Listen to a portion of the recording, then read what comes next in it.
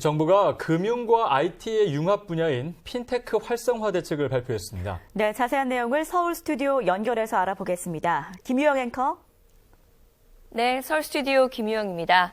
네, 지난 27일이었죠. 금융위원회는 IT 금융 융합 지원 방안을 발표하고 금융산업의 새로운 수익 창출을 위한 다양한 계획을 내놨는데요. 오늘은 금융위원회 손병두 금융서비스 국장과 관련 얘기 나눠보도록 하겠습니다. 국장님 어서 오세요. 예, 안녕하세요. 예, 반갑습니다. 네. 네, 금융혁신 관련해서 핀테크 혁명이 가장 역점적으로 추진을 하겠다라고 금융위 신년사에서도 얘기가 나왔습니다. 예. 네, 핀테크가 도대체 어떤 거고 또 예. 요즘 왜 이렇게 강조가 되는 걸까요? 예, 핀테크는 새로운 용어죠. 파이낸스하고 테크놀로지의 영문 글자 앞 글자를 따가지고 만든 합성어입니다. 네. 해외에서는 벌써 2, 3년 전부터 좀 열풍이 있었습니다. 우리나라는 조금 늦게 시작한 측면이 있는데요. 예. 우리나라가 IT 강국 아니겠습니까? 그 IT 기술을 금융 서비스하고 접목을 하면은 굉장히 좀 더 편리하고 소비자에게는 예를 들면 은행을 직접 찾아가지 않고서도 여러 가지 일들을 처리할 수 있으시기 때문에 여러 가지 뭐 대출 금리라든지 뭐 그런 측면에서 이점을 가지고 있으실 수 있고요. 그리고 이제 금융 산업에 있어서도 하나의 새로운 성장 동력으로 작동할 가능성이 있습니다. 그래서 어떤 매기 역할을 해서 좀 침체된 금융산업의 활력소가 될 걸로 기대를 합니다. 네, 아무래도 이런 중요성 때문에 이번 IT 금융 융합 지원 방안이 발표가 된 것 같은데요. 여기에 대한 좀 주요 목표 어디에 또 있을까요? 예, 일단 소비자 측면하고 산업 측면으로 나눠서 말씀을 드리겠습니다. 예. 앞서 제가 조금 말씀을 드렸습니다만은 여러 가지 서비스가 지금까지 상상할 수 없었던 많은 서비스가 이제 나타나게 될 텐데요. 예. 최근에 이제 뱅크월렛 카카오란 걸 뭐 얘기를 들으셨을 거예요. 카카오를 통해서 저희가 문자 보내듯이 친구들한테 굉장히 송금을 편하게 할 수 있는 그런 기술들이 나왔거든요. 네네. 그렇기 때문에 과거에는 뭐 친구한테 축의금 전달을 할 때 계좌번호 알려달라, 뭐 여러 가지 은행 가야 되고 또 컴퓨터 켜야 되고 그랬었는데 굉장히 간단한 서비스들이 나와서 소비자들 편익이 증가가 될 거고요. 예. 금융사들은 대체로 우리나라가 좀 어렵습니다. 어려워서 여러 가지 수익성 모델을 만드는데 상당히 좀 곤란함을 겪고 있는데 거기서도 굉장히 새로운 그 수익성 창출 원으로 작동할 걸로 기대를 하고 있습니다. 그리고 해외 진출하는데도 저희가 IT 강국이기 때문에 예. 상당한 도움 받을 걸로 기대합니다. 네, 그럼 주요 내용을 하나씩 좀 살펴보도록 하겠습니다. 네, 먼저 규제 패러다임 전환 이 부분인데요. 사전 규제를 최소화하겠다 뭐 이런 얘기가 나왔습니다. 예. 어떤 대책인가 이건? 지금까지는 IT 관련된 금융 규제가 굉장히 사전적으로 세세히 간섭하는 규제였어요. 그래서 기술적인 측면인데도 세세하게 다 정하고 그거를 통과하지 않으면 안 됐거든요. 예. 대표적인 게 금융감독원에서 하고 있는 보안성 심사입니다. 예. 그 새로운 IT 금융 서비스가 출연을 할 때 반드시 이제 금융감독원에 가서 안전한지를 검사를 받아야 되는데 네. 그게 뭐 짧으면 2, 3개월, 길게는 6개월씩 걸리기도 했었어요. 그러다 보니까 세상은 빨리 변하고 새로운 기술을 빨리 적용을 해야 되는데 예. 거기서 시간을 너무 잡아먹으니까 굉장히 좀 그런 불편이 따랐다라는 어려움이 있어가지고 저희가 그거를 사전보안성 심사 제도를 폐지를 했습니다. 예. 폐지를 하기로 했고 그리고 앞으로의 보안은 어떻게 할 거나 그러면 저기 금융회사들이 각자 알아서 이제 보안성 강화하는 이제 시스템을 만들어야 되고요. 그리고 이제 정부는 그게 잘 수립이 됐는지 그걸 명확히 보고 그 다음에 어떤 문제를 야기하는 부분이 있으면 그게 IT 회사면 IT 회사, 금융사면 금융사 책임을 확실하게 묻는 그런 사후 점검 시스템으로 바꿔나가자는 것이 저희 목표죠. 예, 아무래도 뭐 업계의 자율성을 높이고 사회에 문제가 생기면 이건 뭐 엄정하게 뭐 처벌하겠다, 약간 이런 거죠. 예. 예, 알겠습니다. 뭐 핀테크 산업이 발전하기 위해서 아무래도 IT 기술 활용이 제약이 된다면 예. 좀 어려울 것 같거든요. 예, 이것에 대한 좀 대책도 나왔나요? 예, 예. 저희가 이제 아까 기술 얘기를 조금 말씀을 드렸습니다만 사전 규제를 너무 하다 보니까 새로운 기술이 발달하고 이제 창의성을 살리는데 좀 어려움이 있었습니다. 예. 그래서 저희가 이제 정책에 있어서는 기술 중립성의 원칙을 지켜야 한다라는 얘기가 있습니다. 정부에서 이 기술이 좋으니까 이걸 쓰십시오. 정해버리면 다른 기술 개발은 이루어지지 않거든요. 예. 대표적인 게 이제 저희가 친숙한 공인인증서예요. 공인인증서의 경우에는 과거에는 새로운 기술이었죠. 근데 너무 좋다고 이게 정부에 쓰라고 법에서 강제를 하다 보니까 다른 좋은 인증수단들이 나옴에도 불구하고 그것들이 사용할 틈이 없었던 거죠. 네. 이제 그래서 저희가 이런 기술을 써라 말아라는 그런 거는 이제 정부는 더 이상 하지 않을 겁니다. 그래서 기술 중립성 원칙을 구현을 하고 네. 아주 뭐 시장에서 자율적으로 그런 기술 개발이 되고 결국 시장에서 판단하는 그런 시스템으로 돌려놓자는 것이죠. 네, 그렇군요. 또 최근에 또 화제가 되는 부분이 인터넷 은행 설립, 이 부분이 아닐까 싶습니다. 외국에는 이미 많이 존재하고 있다고 또 얘기도 들었는데요. 우리나라 같은 경우 인터넷 은행을 놓고 금융권에 또 저마다 각자 다른 입장을 또 내놓고 있어서 예. 더 관심이 가는데요. 인터넷 은행 설립에 대한 또 방안이 어떤 게 좀 준비가 돼 있나요? 저희가 지난주에 IT 금융 융합 지원 방안 발표할 때 사실은 언론의 제일 큰 관심이 요 인터넷 은행 출연 관련이었어요. 왜냐하면 예. 거기 굉장히 민감한 이슈들이 두 개가 포함이 되어 있습니다. 하나는 금산분리, 즉 이제 산업자본은 금융회사를 소유하면 안 된다. 주로 은행입니다. 예. 은행을 소유하면 안 된다는 이 금산분리 원칙이 있고요. 그리고 또 하나는 금융실명법상에 반드시 본인 확인은 창구에 가서 본인이 직접 신분증을 보여주고 확인을 해야 된다라는 예, 이제 예. 실명 확인상의 원칙이 있는데 저희가 그거를 인터넷 뱅크가 출연하면은 그 본인 확인을 꼭 창구에 안 가고도 저희가 이제 전문용어로 비대면 확인이라고 하는데 비대면 확인을 할 수 있는 길을 터줘야 되거든요. 그렇죠. 그런데 실명법이 최근에 강화가 되고 있는 추세이기 때문에 예. 과연 그 두 가지 이슈를 어떻게 뛰어넘을까 그거에 대한 언론의 관심이 높았던 거죠. 그런데 저희가 이게 민감한 주제니만큼 저희가 TF를 만들어서 3개월 동안 지금 스터디하고 있습니다. 네. 매주 회의를 하고 있고요. 그래서 3월 말까지는 저희가 계속 공부하는 시간을 가질 거고 네. 4월 달에는 저희가 뭐 공청회나 세미나 열어서 외부 의견 받아들일 거고요. 그리고 하여간 6월까지는 어떻게든 뭐 입법 방안을 마련을 해서 그다음에 국회하고 또 그다음에 상의를 해볼 그럴 계획으로 있습니다. 네, 그렇군요. 그 앞으로 또 이 크라우드 펀딩이라고 하죠. 우리나라에서도 활성화될 것이다라는 얘기도 나오고 있는데 크라우드 펀딩 하면 뭐 불특정 대중으로부터 조성된 펀드 이렇게 얘기가 되고 있거든요. 예, 예. 요거에 대한 방안은 어떤 게 마련돼 있나요? 예, 예. 아주 개념 정의를 잘 해주셨는데요. 예. 일반 대중으로부터 예. 인터넷이나 모바일 통해서 자금 끌어모으는 사업 방식이죠. 네. 그런데 이런 것들이 이제 최근에 관심이 많고 그 사업하시는 분들은 자금 조달하는 문제가 가장 큰 애로사항이죠. 그렇죠. 그 은행 가서 대출 받기 쉽지 않거든요. 그러다 보니까 이런 것들이 필요하다는 게 있었는데 그런 요구들이 많이 있었는데 이게 법적 기반이 마련이 되어 있지 않고 있어요. 그래서 저희가 자본시장법 개정안을 만들어서 지금 국회에 제출이 되어 있고요.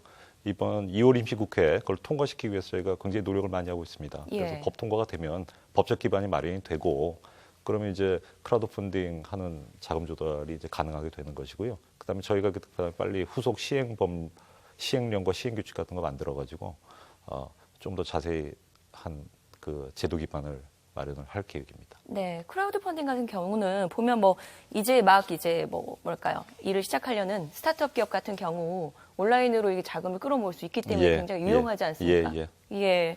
좀 여기에 대한 대책이 좀 나왔으면 좋겠습니다. 네, 또 앞으로 이 크라우드 펀딩처럼 다양한 금융거래 채널이 또 등장할 전망이다라는 예, 얘기도 예. 나오고 있는데 예. 이거 좀 자세히 말씀해 주시죠. 예. 저희가 이제 온라인으로 금융거래가 활성화되다 보면 금융 상품을 구입을 하기 위해서 은행이나 증권회사 가시던 것들을 집에서 이제 많이 하실 수 있게 되는데요. 주로 이제 펀드죠. 펀드 같은 경우에 작년에 펀드 온라인 코리아라는 온라인 펀드 슈퍼마켓 나왔습니다. 굉장히 예. 인기를 끌었고요.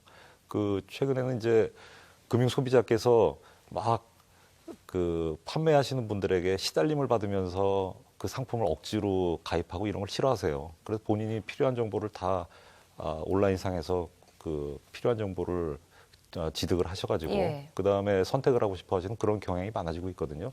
그래서 보험 상품 같은 경우도 이게 온라인으로 저희가 얼마든지 슈퍼마켓 만들 수 있다고 생각을 합니다. 물론 이제 개인적 특성에 맞춰야 되는 측면이 있지만 네. 그것도 이제 표준화된 규격화된 상품 위주로 해서 저희가 시작을 해볼 생각으로 있습니다. 그래서 온라인상으로 이제 여러 가지 다양한 펀드니 뭐 저축 상품들 많이 구매하실 수 있는 그런 시대가 올 걸로 생각을 합니다. 네, 그렇군요. 또 이 핀테크 하면 빼놓을 수 없는 것이 빅데이터를 활용한 금융혁신이 아닐까 생각이 드는데 예. 빅데이터 관련 제도도 이번에 또 손질할 예정이라고 예. 들었습니다. 어떤 예. 내용인가요? 빅데이터 하면은 우리 삶을 많이 바꿔줄 걸로 생각을 합니다. 개개인의 뭐 생활 습관, 소비 패턴 이런 걸 다 반영해서 개개인의 맞춤형 상품들이 많이 나올 거거든요. 네. 외국에서는 아주 이게 열풍이죠. 빅데이터가. 심지어는 저희 고등학교 다니는 저희 딸아이도 네. 빅데이터 연구해가지고 이제 데이터 과학자가 되겠다는 꿈을 키우고 있는데 네. 인력 양성이 굉장히 중요합니다. 그리고 데이터베이스 구축하는 것도 중요하고요. 근데 가장 중요한 것이 소비자의 그 개인정보 보호 이슈예요. 지금 작년에 저희 신용카드 유출, 정보 유출 사건이 예. 큰 난리가 났었잖아요. 예. 그래서 신용정보, 이 개인정보 보호를 어떻게 강화해야 될 것이냐라는 것이 큰 문제이기 때문에 저희가 금융회사들이 빅데이터를 어떻게 개인정보와 이런 개발 간의 균형점을 찾을 수 있을까라는 가이드라인 지금 만들고 있습니다. 그래서 그 양쪽을 다 지켜야 할 것이고요. 저희가 신용 정보를 통합하는 이 공적 기구가 곧 출범을 합니다. 예. 거기서 그 모여진 그 공적 정보를 가지고 개인 정보를 가지고 여러 가지 좋은 서비스 제공할 수 있을 것으로 기대하고 있습니다. 네, 그렇군요. 그 이번에 핀테크 산업 성장을 위한 다양한 지원책도 마련이 됐습니다. 보면 예. 뭐 핀테크 지원 센터가 설치가 예, 예. 된다고 하는데 예. 지원 센터 뭐 어디에 설치되고 어떤 역할을 예, 맡게 예. 되나요? 저희 그 미래부 중심으로 해서 창조경제혁신센터라는 거를 각 지방에 지금 17개 만들고 있는 중이거든요. 예. 그래서 거기 스타트업들이 쉽게 찾아가서 여러 가지 상담이나 자문 받을 수 있고 자금 지원까지 하는 건데 핀테크 같은 경우도 저희가 핀테크 수요가 많은 그런 지역 중심으로 창조경제혁신센터하고 연계를 좀 해서 만들어 보려고 그래요. 예. 그래서 이제 자금 조달 문제 그런 것도 상담을 해드리고요. 그 다음에 법률이나 행정 관련된 그런 자문 서비스도 제공을 좀 해드리려고 그럽니다. 네. 이게 굉장히 규제가 많기 때문에 어디를 어떻게 찾아가야 될지에 대한 그 질문에 대한 답을 좀 드려야 되거든요, 저희가. 예. 그리고 뭐 필요하면은 금융회사하고 연계하실 수 있는 그런 서비스까지 제공을 할 계획으로 있습니다. 부처간 협업이 굉장히 필요한. 예. 내용이 아무래도 뭐 되겠습니다. 창조경제센터 찾아가면 모든 게 뭐 해결이 될 것 같습니다. 네네. 예. 네, 핀테크 산업 이제 막 그런 뭐 산업에 관심을 갖고 계신 분들 같은 경우는 전자금융업을 하는데 진입 장벽이 너무 높다 이런 예. 우려도 나오고 있거든요. 예. 네, 전자금융 진입 장벽 어떻게 좀 완화가 될 수 있을까요? 전자금융거래법에 보면 전자금융업자의 종류를 7가지로 구분을 하고 있어요. 그래서 제공하는 서비스에 따라서 이제 자본금 요건을 달리 하고 있습니다. 예. 뭐 작게는 뭐 10억 원, 많게는 50억 원까지 되어 있는데 그게 해외 사례를 비교해봤을 때 좀 과도하다는 그런 지적들이 있었어요. 그래서 저희가 그런 7개 업종마다 조금 차이는 있겠지만은 저희가 절반 이하로 낮춰주려고 그러고요. 예. 그리고 새로 이제 스타트업 기업 시작하시는 분들 같은 경우에는 제공하는 서비스가 몇 개 안 되는데 그걸 일일이 다 별개의 업종에 대한 다 자본금 요건을 갖춰야 되느냐라는 그런 불만도 제기하고 계시거든요. 예. 그래서 소규모 전자금융업 등록 단위라는 걸 새로 만들어서요. 그런 분들은 거의 자본금 없이도 바로 창업하실 수 있게 네. 그렇게 도와드릴 계획으로 있습니다. 네, 그렇군요. 앞으로 이 전자지급 수단 이용도 확대를 예, 하겠다라는 얘기가 있는데 이건 또 어떤 내용일까요? 전자지급 수단은 이제 선불 수단과 직불 수단으로 크게 나뉩니다. 예. 선불 수단이란 거는 제가 이제 자꾸 뱅크월렛 카카오 설명을 드려서 죄송한데 그 전자지갑에 돈을 얼마 넣어놓고 예. 거기서 이제 전자 상거래할 때 거기서 돈이 얼마 빠져나가고 이제 그런 시스템이거든요. 예. 근데 그 지갑 사이즈가 좀 작다라는 그런 지적들도 있었어요. 그리고 외국 사례를 보니까 지갑 사이즈를 정하는 게 아니라 하루에 얼마, 한 달에 얼마 이런 식으로 이용 한도를 정하는 규제들이 대부분이라고 해서 예. 저희가 현재 그 지갑 사이즈 개인이 확인된 김영식 선불 수단은 200만 원인데 그거를 이제 무제한으로 바꾸고요. 네. 한 달에 얼마, 월 얼마 이런 식으로 좀 바꿔 나가려고 그러고 직불 수단은 계좌에서 돈이 바로 빠져나가는 거죠. 그렇죠. 이제 전자 상거래할 때.